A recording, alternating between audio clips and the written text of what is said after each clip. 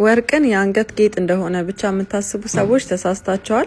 ከተለመደው ወጣ ባለ ልክ እንደዚህ በብራንድ በሆነ ዲዛይን እየተሰራ ነው። ቦርሳ ነው የምታዩት። ሙሉ ለሙሉ ወርቅ ነው። በጣም ነው የሚያምረው። በ21 ካራት የተሰራ ነው እና ደግሞ ግራሙ አሳያቸዋለሁ። እያንዳንዱ ስቲከር አለው። ውስጡን ከፍቼ ስለማሳያችሁ ዲዛይኑን በደንብ እዩት። ከፊትም ከኋላም ተመሳሳይ የሆነ ዲዛይን ያለው የቨርሳቼ ዲዛይን ነው። እነዚህ መስመሩ ደግሞ ጥቁር ነው ቀለም ነው። ዋጋው ደግሞ በኢትዮጵያ ብር 13 ሚሊዮን ብር ነው እና ከነታክሱ ዴሊቨሪ ሁሉንም ጨምሮ ማለት ነው። የምትፈልጉ ሰዎች መግዛት ትችላላችሁ።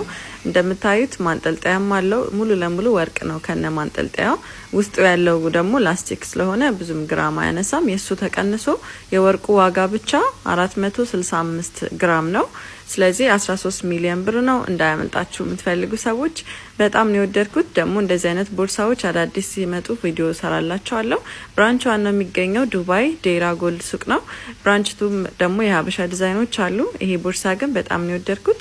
ትላንትና ይዤው አይታችሁ ጠይቃችሁኛል። ይሄው ዋጋውን ሰርቼላችኋለሁ።